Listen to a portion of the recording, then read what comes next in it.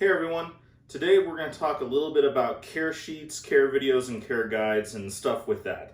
With me today is Ro here, who is being a wonderful hair accessory. Who needs scrunchies when you can have a boa constrictor, right? Ro is just our call albino male, but he's a super awesome puppy dog tame animal, if you can call a snake puppy dog tame.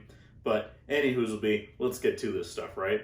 So, care guides and care videos. If you guys have watched any of my content or follow along, you've seen that I don't really do too many like care videos, care guides, and even really not a whole lot of how-to guides. I did do one about a 10-gallon aquarium tank a little while ago right here.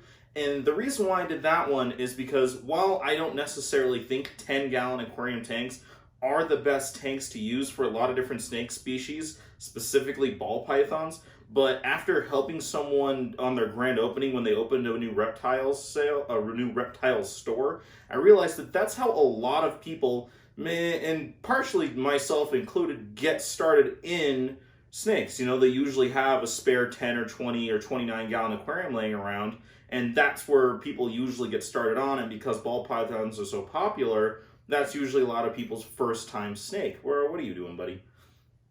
And so that's why I decided to make that video about how, okay, while it's not the best, but I kind of get it, this is where we get started, and there's a bit of a learning curve. So why don't I take the time, make a video about how maybe you can use a 10-gallon or 20-gallon tank in a better way to hopefully better maintain the health and the needs of your baby, specifically baby, ball python.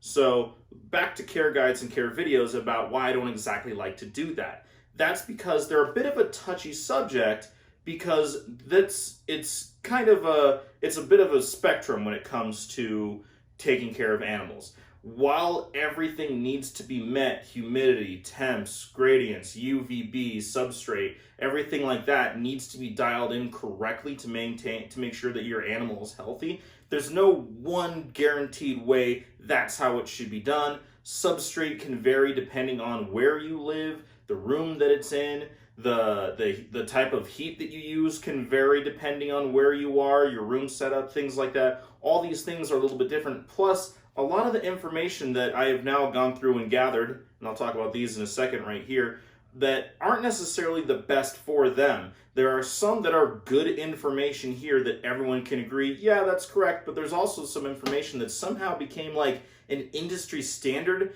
that we all recognize as not great, like heat rocks. It doesn't actually say heat rock in any of these, thankfully, but they're still sold in every single commercial pet store, even in some reptile-like specialty stores. And we know those things are dangerous to animals to use all the time because of overheating and shorts in electricity and everything like that. So the reason why I don't like to do care guides is because I don't like to say, even accidentally construing that, what are you doing, buddy? All right, we'll just let him we'll figure it out. Okay, you going? All right, there we go. I don't want to even like accidentally construe that I'm just gonna flub all over this. I'm sorry, guys. That what I'm telling you is the only way to do it, or this is the way it has to be done. There are a lot of ways to do it. So these care guides, I went into a store to look for something, see if they had like light bulbs on sale or something like that. But I saw they had a lot of care guides, and I wonder, what exactly do they say in these things? And I learned that there's a lot of information in here that is actually correct. So I'm not going to say which one it was, although if you frequent the stores, you'll probably figure it out pretty quick. But this leopard gecko care guide. Okay, this seems pretty good. On the back, it actually has a list of things that it wants. 10-gallon aquarium. So keeping in mind, this is for getting like a baby leopard gecko, or theoretically is what they're assuming you're getting. It's from their store. They only ever really carry baby leopard geckos. So a 10-gallon aquarium or terrarium or larger. Cool. Screen lid. For that, yeah. The reptile habitat, which thermometers and hydrometers, and specifically 2 thermometers. So that is correct. That way you can make sure you're getting the temps of the hot and the cool side, because like I said before, reptiles need a gradient. Artificial or natural rock or wood hiding spot. Yep, we need that. Branches for climbing and hiding. Absolutely. Sphagnum moss for hiding area. That, you stuck in one of the hides so that way it needs humidity. Even though they're desert arid reptile species, they still need humidity. We did a video about that right here. water bowl because they still need access to fresh water. I know a lot of reptile, specifically lizard species, don't drink a whole lot of standing water, like crested like a lot of geckos in general, but I still like to put even water, just a small water dish in a lot of the enclosures, including my leopard and crested and fat-tailed geckos, and then calcium powder and vitamin powder. So there you go. All of those things for the little shopping list for a baby leopard gecko is correct. So there is some decent information on there, despite a lot of people kind of hating on them. But in here, how do I set up a leopard gecko terrarium? The very first thing it says is multiple leopard geckos can be housed together in a 10-gallon aquarium. We now realize that that really isn't a great spot or a good idea to do that. Yes, you certainly can cohab leopard geckos. I have done so successfully in the past for years at a time.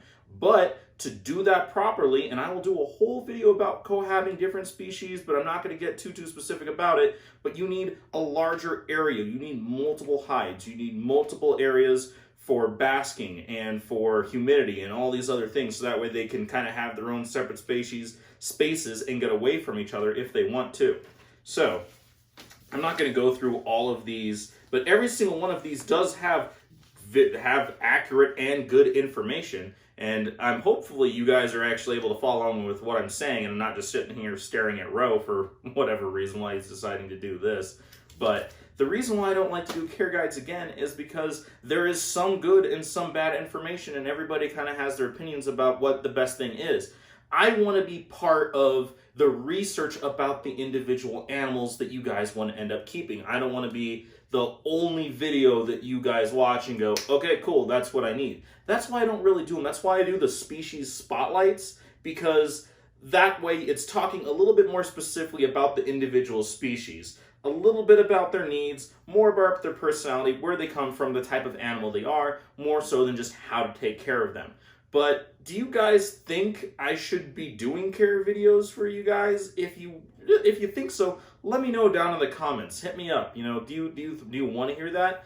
Keeping in mind, if you do purchase a baby snake from me, which later this year I will have, whoop, there he goes. Now he's still attached to me. I will have baby snakes available. We have a couple clutches out right now. They all are doing pretty well. But if you do purchase an animal from me, I will be giving you my version of a care guide with it, which is essentially what I would personally recommend. Or if you came to me and said, hey, what should I do about this? What do you think would be a good idea? Products, different types of things. I will give you a little piece of paper with a little bit of Jay-Z style thrown in there about, you know, the best way to hopefully keep your animal alive and healthy.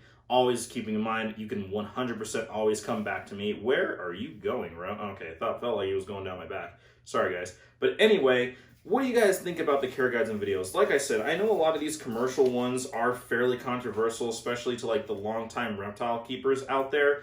But like I said, there is some decent information in here about these, but there's also a lot of misinformation in there too, which can't be great if, you know, this is where people kind of get their first intro to reptiles, is going into a reptile big box store and they see a reptile there. There are a lot of other avenues like YouTube and stuff, and especially in this world that we live in, where a lot of the bigger YouTube personalities, that's their first real interaction with it. And I'll admit, it wasn't my first, but it was a big influence on me really getting excited for these things, is seeing, you know, specific YouTube personalities getting crazy and overhyped on all these kooky ball python morphs and stuff like that. But anyway, if you guys enjoyed this, or if you think that you do want me to do care guides or do more anything specific down the road, keeping up with the species spotlight, getting in more detail with individual species or even individual animals that we have here, let me know down in the comments, please. Please, please, please. And it's actually been really great. You guys have been commenting more about questions, about stuff that I may have not exactly said properly, or clarification on certain things. Really appreciate that, guys. Please, please, please keep that up. It's really great, and I really appreciate that. That's what I want. I want to grow together. I want to improve the reptile community, the hobby keeping, and everything to do with it. Hopefully you enjoyed this video. Please hit that bell notification so that way you guys can know that I exist, so that way YouTube can let me know that I exist and things like that. Ro's been having a good time with you guys. Hope you enjoyed this video. Please let me know what you think, what you guys want to see, and I'll catch you next time.